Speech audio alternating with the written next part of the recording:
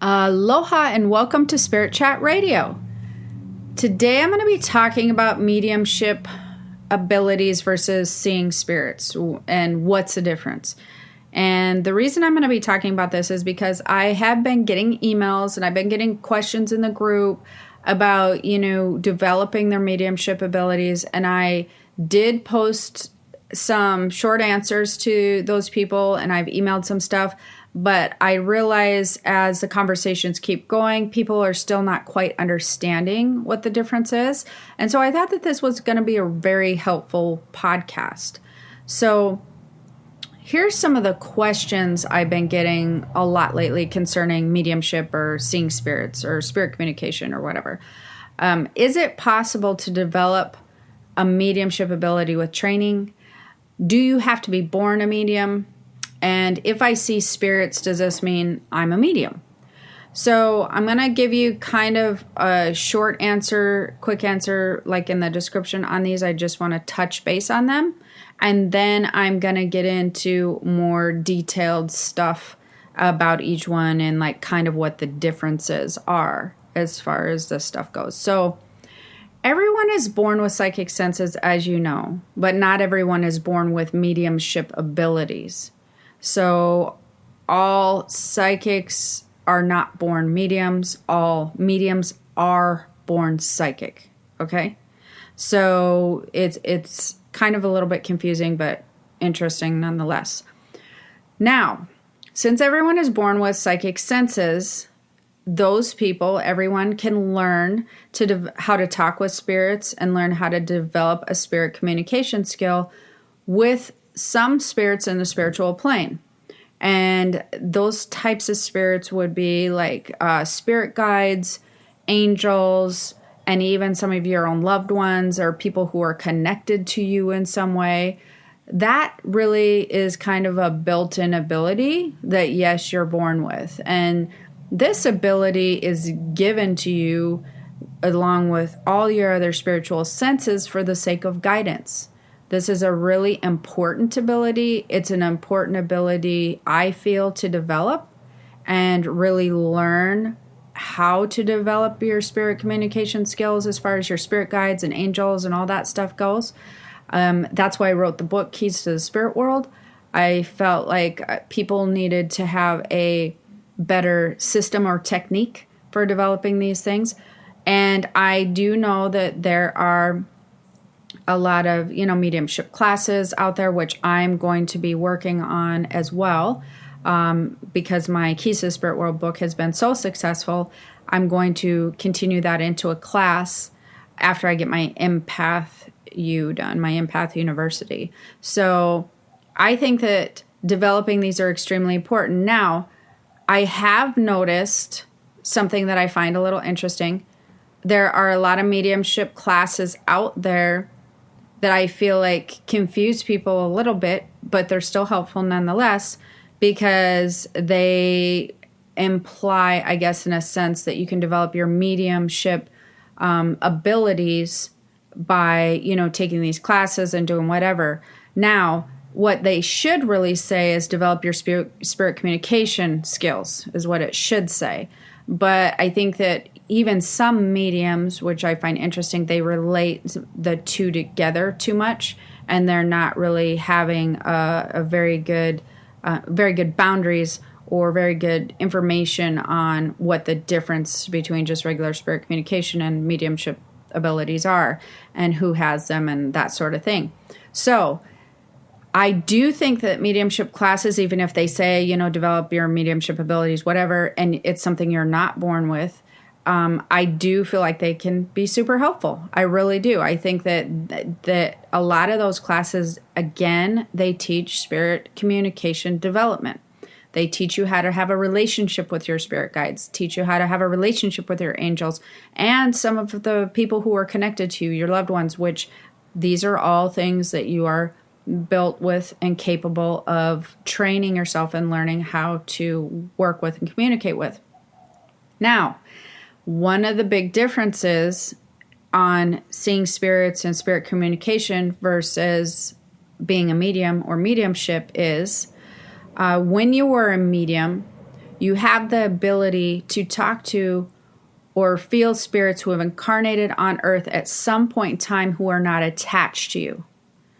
In other words, they are spirits, ghost spirits being loved ones who have passed over, or just people who have passed over and they're in the spiritual realm. Ghosts being people who were on earth at some point in time as well, and they haven't passed to the spirit realm yet. They're sort of stuck a little bit. And or loved ones who have crossed over into the spirit realm who you've never met before. So no, when I'm talking about mediumship, is the ability to feel or talk with spirits who have incarnated on earth at some point in time who are not attached to you. What I mean is you've never met them before. You haven't had contact with them before. You don't really know anything about them. Like, they're basically strangers to you, spiritual strangers, I guess I would say would be a good word. And this ability is something that you are born with. This is not something that, and what I mean by something you're born with, I mean that not everybody's born with it. It's a gift that not all people have. It's not in your psychic, spiritual senses toolbox. That's not one of the tools in there. Some people have the ability, some people do not have the ability. And this ability for the people who have it is gifted to those people for the sake of translating messages. And the difference between, and I might be repetitive when I get through this, but the difference between mediumship versus seeing spirits is mediumship is primarily and normally for the benefit of other people or for the spirits themselves. So it's the translating the messages, again, is for usually benefit of other people. Developing your spirit communication skills with your spirit guide and angels and your loved ones is usually for the sake of guidance. It's not for other people. You know, you're not really talking to your spirit guide for other people unless you're doing psychic readings. And then that, again, is not really, it's not the same thing. Mediumship is different. So we're going to get into this even a little bit deeper. So like I said, both skills you're born with, your psychic senses and all that you're born with, your mediumship senses you're born with, but everybody's born with your spiritual senses, your psychic senses. Not everyone's born with mediumship abilities. Mediumship abilities usually span through generational lines. Almost always they are passed through their spiritual DNA, their physical DNA, I don't know or care what you want to call it. Almost always, I've never really met a medium. Truthfully, I've never met a medium, now that I think about this, that has not had that ability passed along through the generational tree, down through generations. Now, that doesn't mean that you may even remember that it was passed down through generations. Usually, people who are mediums find out later as they develop their abilities. A lot of times they'll be like, hey, when they start telling family members, they'll be like, oh, did you know your auntie had it or your grandma had it or, whatever. Or they would see things or they would talk to spirits and things like that. So they may skip one or two generations, but there's definitely almost always a generational link there. In my family, it's very easily traceable through my dad and my grandma and like my great grandpas, and like there's definitely a strong, I guess I would say there's strong information, definitely strong generational ties to my abilities as medium and all of that sort of thing. Probably because we talk about it, but a lot of people who are learning about this sort of thing, or are in families that don't discuss it, they might not have discussed it. So it could be something that's still in your generational line. You just didn't know. Again, the mediumship ability, here's another difference, and I sort of touched on this a little bit, is there's a purpose behind it. So that's, I guess I want to take that back a little bit because there's a purpose behind both things, right? The purpose is different. That would be a better way to word that. So they have different purposes. Your spirit communication ability that you're naturally born with, that all people are naturally born with, is basically for the purpose of guidance for you. It's basically in your spiritual toolbox as part of your spiritual tools and something that you can utilize and bring forth to help you navigate through your lifetime in a better way. As far as of the purpose of why, okay, so why did so-and-so, why did do they have this ability? Because they are basically healers. That I'm going to get into some other stuff like that on some empath stuff in some other podcasting and whatnot. But certain people are born healers with healing skills. It doesn't mean that if you're just, well, I'm just a psychic, or I just have psychic senses, does that mean I'm not a healer? No, that doesn't mean you're not a healer. But what this specific gift means is you are given this ability to help others heal. You are given this ability to help them heal through information and translation of stuff, of information. You are given the gift for the benefit of other people. You are not given a mediumship gift for the benefit of yourself. You are definitely supposed to utilize, if you choose to go that route, this gift to help others heal. And that's really, really important. It's more for, again, other people, not necessarily for self-guidance. The connection you feel when you are dealing with earthbound spirits who have crossed over, who you don't know. It's interesting because on one aspect, these are you can feel that the energy is strangers to you. They're spiritual strangers. But on the other aspect, the connection that you have with them is a lot more intense and a lot stronger than you would anticipate. It feels different. It feels very strong than when you're dealing with like spirit guides and angels and things. And how I like to kind of give you an image of what that means is it'd be sort of like if you were watching a YouTube video of somebody, or somebody sent you a video saying, hey, I'd like to talk to you about this, and they were directly sending it to you, versus calling you up on the phone and having a direct conversation with you. Dealing with your spirit communication skills on your psychic level, psychic sense level, is going to be more like the YouTube video. You're still going to get the information. It still might be related to you in some way, but it's going to be a general... the energy is going to feel a little bit different. It's not going to feel as intense, and you're not going to have the conversation always going back as strong as you would on the phone. So your entire physical body feels different. You feel the connection is really hard to deny. There's sometimes a lot of really intense heat involved when you're like channeling and that sort of thing. So physically, it's not much denying when it starts to happen when you're connecting on a mediumship plane or whatever, or you're just developing your mediumship abilities to a heightened level. It feels very different physically. It feels very intense. It's something that you're not going to go, was I really doing that? Not usually. You're going to be like, that felt different. So something's different here. Something felt a little bit different to me as far as this goes. Like, I've done this before, but this felt interesting, which may relate to the next thing that we're going to talk about, which is also messages.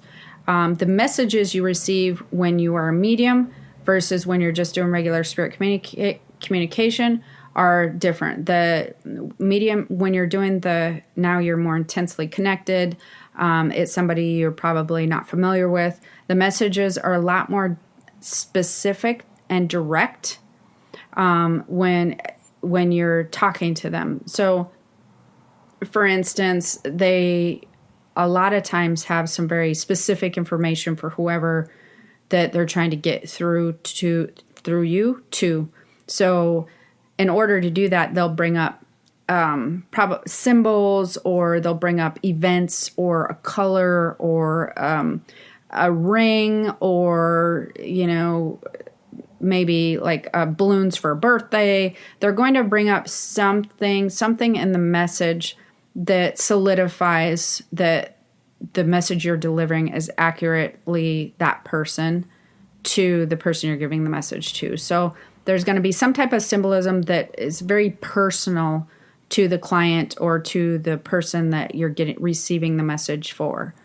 And when you're dealing with like a spirit guide of a person, you're not going to get those direct things like a red rose, or does a red rose mean anything to you, for instance? Or I'm seeing something about a necklace. You're gonna get some very specific things that mean something very personal to the person that you're delivering the message to.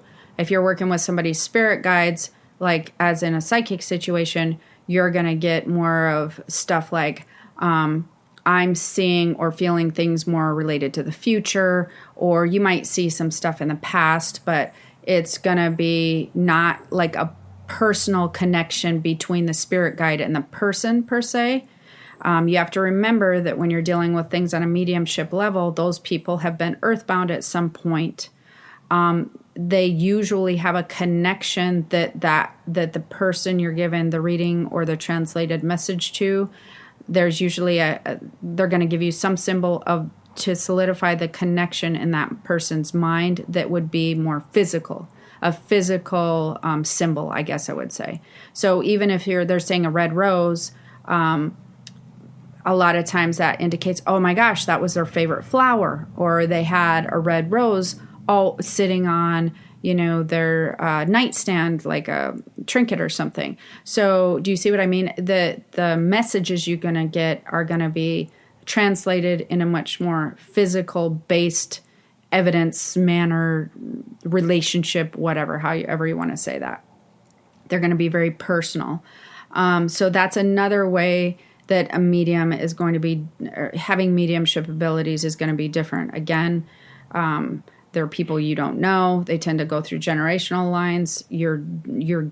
This message is coming through for the benefit of somebody else entirely, nothing to really do with you at all. And the message is going to be translated very personally based, because you can still do readings and deliver spirit guide messages from one guide, or to, Joe's guide or Krista's guide or whatever, to Joe or Krista. But they're going to be more like, you're feeling, you want to try to avoid this, or this is coming in the future, or, I don't know. It's just a little bit different. The other thing that comes with the messages is a lot of times when you're dealing, I call it, your spiritual telephone. When you're dealing with a spiritual telephone, you're going to notice as a medium that a lot of the messages will come through with a lot more emotion. So they're going to come through with a lot more intensity and a lot more emotion attached to it. Like, sometimes the messages might even be of worry, or like, hey, I want to check on you. I'm back to check on you. A lot of times the reassurance messages that, hey, I'm okay, and we still have a connection, and I just want you to remember about this instance or about this necklace or whatever, so that you know that it's really me coming through. See, that's where the messages become very powerful, because when you are a non-participant and you're literally the translator, a lot of times those people are like, there's no way for you to have known this, because again, you're dealing with spirits that you do not recognize, there's no reason for you to know these different things about these spirits. They're strangers, spiritual strangers to you. So they will want to say a lot of times that they're okay. They will want to reassure them that they're around with different physical signs and symbols.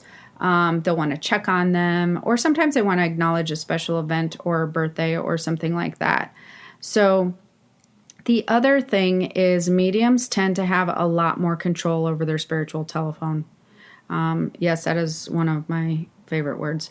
But they tend to have a lot more control over their ability.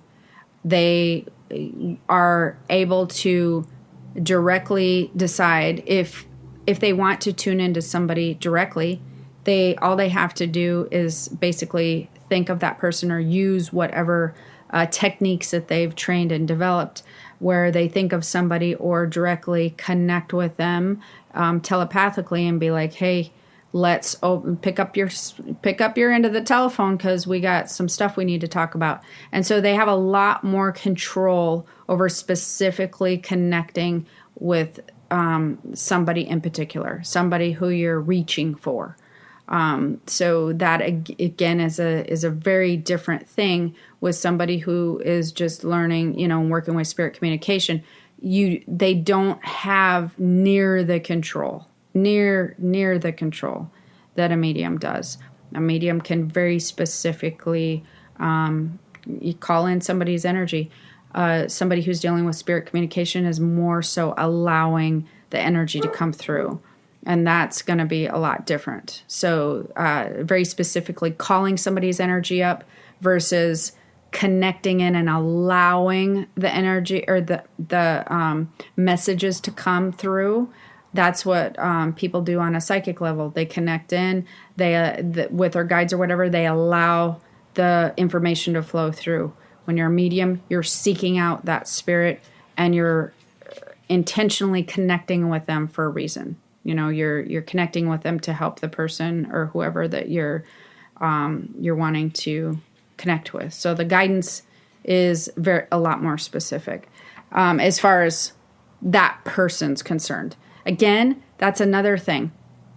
In a mediumship ability, you're dealing more with relationships and people during your translated messages usually. And that's how you're kind of helping your clients. When you're dealing with spirit communication, as far as guides and angels go, you're usually dealing with life charts, life paths, where you should be heading or what might be ahead of you or what obstacles you're having. Mediumship stuff, you're dealing more with unresolved relationship stuff or communication thing. You're really working on your spiritual, physical relationship at that point. You're solidifying and connecting in on a relationship level. So that's very different. The other thing is with mediumship abilities, like I said, when you're born with them, that tends to usually start at a very young age. Typically, my son's a very good example of that. I know other people who have daughters and sons who are mediums as well. They tend to start seeing things and seeing spirits at a very young age, 2, 3, 4 years old. They tend to talk about the spirits. They could be, they might call them like like an imaginary friend type of thing. But in my experience, in my personal experience, is it would be like, hey, what's that guy doing hanging out over there? Why did he just run around behind that building? And there was really no guy, no building. So there would be something very specific that they could see, that he could see things that were very not attached to us, right? They were attached to the land, or the spirits would be attached to other people. So as he grew up, definitely these spirits were not attached to him or the family when he would see them. But he was vocal about it. So if you were a medium, if you were born a medium, I was also born this way. I have very specific memories of people that felt like spiritual strangers. I mean, it's very different when you're dealing in the mediumship world, as a medium, as a young medium, as an adult medium. When you're dealing with your spirit guides and angels, you feel a very close heart connection with them. You feel a love between you that is unspoken, but yet that connection is there, and it feels safe, and it feels good, and it feels familiar to you. When you're developing mediumship abilities or have that ability, you're not only dealing with your guides with all of those things, but then you have the ability to tune in, to feel and see other spirits that you can tell they're very strong. They're very, very strong as well, but they feel like spiritual strangers. There's no connection there, but yet their energy is very intense.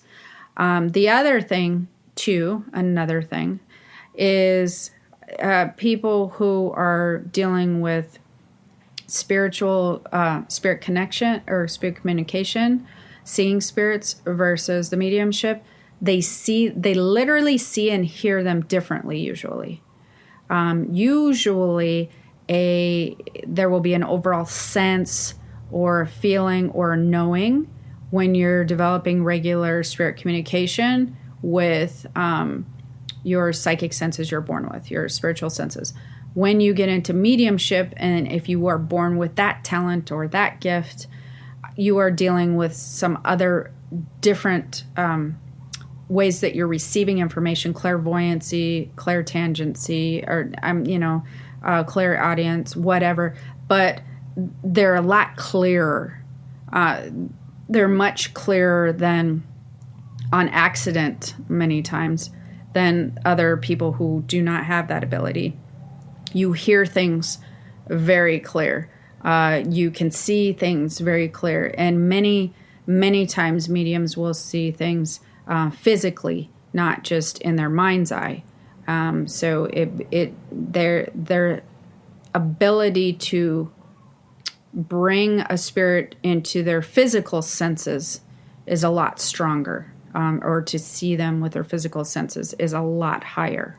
So as you hopefully can see, there is really a lot of differences. If you're born with psychic senses, or you're regular, like everybody's born with your spiritual toolbox, the ability to develop your spirit communication skills is there, but you're going to be developing them in a different manner and for a different purpose. Your ability to develop, or if you're born a medium, you're going to probably most likely you're going to have the generational ties. You're going to have it through the generational line. You're going to have noticed it mostly when you were younger. If you didn't notice it when you were younger, your parents usually will, or somebody around you usually will. Now, if you're like, well, I definitely can see spirits now, and I do not remember doing that when I was younger, it might just be something you forgot about or nobody paid attention to. So just know that. The other thing is people who are born with regular abilities versus mediumship, it's not uncommon for them to see spirits every now and again who are not attached to them or have a sense of them. And I mean like a handful of times. So frequency is another really strong indication. So somebody who's not naturally born with that ability, they're not able to control it as well. The intensity is not there, and the frequency is not there. If you have a lot of frequency happening with spiritual experiences of spirits who are not attached to you, and this could be ghosts, which again are earthbound spirits that have not crossed over, and or it could be your friend's auntie or uncle or whatever, or it could just be somebody hanging out by the grocery store, which again used to happen to my kid. So that's another thing, is the frequency. So that's something that would be able to tell you the difference between the two. The messages are not for you, they're for others. Again, that's the other indication that feels very different. The physical symptoms are entirely different. They are way more intense. They're more emotional. Guides you have a much closer connection with. The intensity doesn't need to be there, because the reason the intensity doesn't really need to be there is because your guides and your angels and stuff, they're really have they're part of your makeup as well in your energetic field, because you have a close connection with them. They're kind of wired into your energetic field, so they can sort of tune into your energetic bubble and your aura and start, filling you with information telepathically or whatever, start communicating with you in a way that it's an overall knowing and you can feel it with the whole vibe of your being, versus, somebody who is a spiritual stranger to you, you don't have that connection with. So they really have to pierce your aura and your energetic veil to really give you information. They really have to pierce for a line of communication there. And so that's where that spiritual telephone happens. And most people who are mediums, there's a pretty deep knowing, or they definitely have some indication usually that they that they know that they're kind of have mediumship abilities. It's kind of there usually, like you're questioning it because you've had some more odd experiences than other people in the mediumship area. So before I end this podcast, I know that people are going to ask me, okay, well, if I feel like I'm a medium, or I want to try to develop it more, what do I do? So the first things first, you definitely want to develop your psychic senses first. That's hands down number one to all the things that I talk about anyways. I developed that spirit communication class. If you're interested in that, that's psychicabilityclass.com. Or you can do it on your own, or you can do it in your own class, whatever. But you want to work on developing your psychic senses first. The second thing that you want to do is establish your relationship with your spirit guides and angels.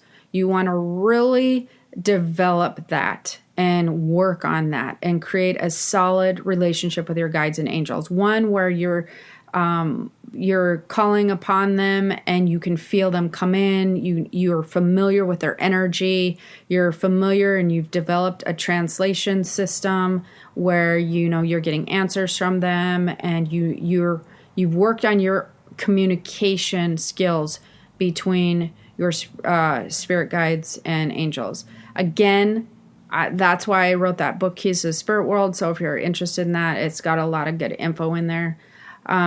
Now, once you really start creating a solid relationship with your spirit guides and angels, then if you have a natural ability to be a medium, that will naturally begin to unfold at that point. And then you can go into mediumship training.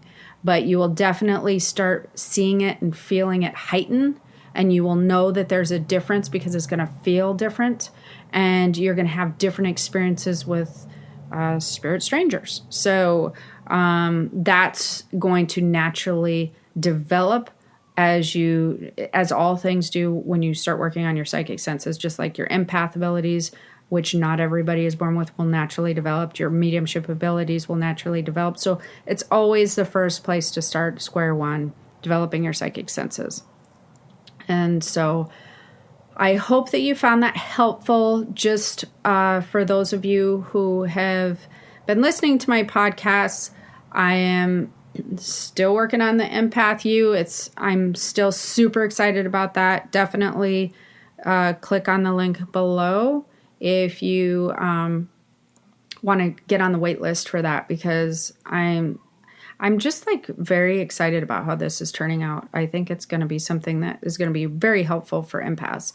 And then the other thing that I wanted to point out, because I did the CBD podcast the other day, and then I put the link in, but for some reason people were emailing me and messaging me to find out where's that link you were talking about, or what CBD were you talking about. So again, I've posted that below in the description. So if you want more info on that, it's there. And as always, if you haven't connected with me in my spirit community, that's a good place to connect with me. We have a really great spiritual support over there. You can go to keystothespiritworld.com and get on the spirit community part. Scroll partway down the page, or it's up on the right-hand corner, I believe. Or I will have the link posted below, and you have to ask for an invite. And we do card polls, and people are talking. And I get a lot of my podcasting topics from there because people ask a lot of good questions, and I feel like the need to elaborate, if the need to elaborate on them is there, which this one was a very good topic that actually came from one of my group, then I'll go ahead and do a podcast on it. So I think that you'll very much enjoy that. And anyways, as always, if you like my podcast, don't forget to subscribe, because this is where I keep it's kind of like my I guess my voice blog. Is that even a thing? I really am trying to keep you guys updated through the podcasts, and that podcast goes on iTunes and YouTube. So if you're wanting updates and you haven't got on my email list, which is where you really should be, and you're not in my group, which you should also be, you definitely want to subscribe. So because I've got a lot of material coming out, and I have a lot on my agenda to be coming out soon. And hit the notification bell if you are on YouTube. So as always, I love to hear your feedback. So if you enjoyed this, comment below. If you found it helpful, love to hear from you. Or if you have any questions, because I've been trying to answer questions on my social media and on my YouTube channel for like the first 24 hours, if you have questions on the podcast. So I'd love to hear from you. I'd love to hear feedback, even if it's just like a, hey, I enjoyed that, or like you weren't clear. I don't know, whatever. All right. So have the most amazing day. Aloha.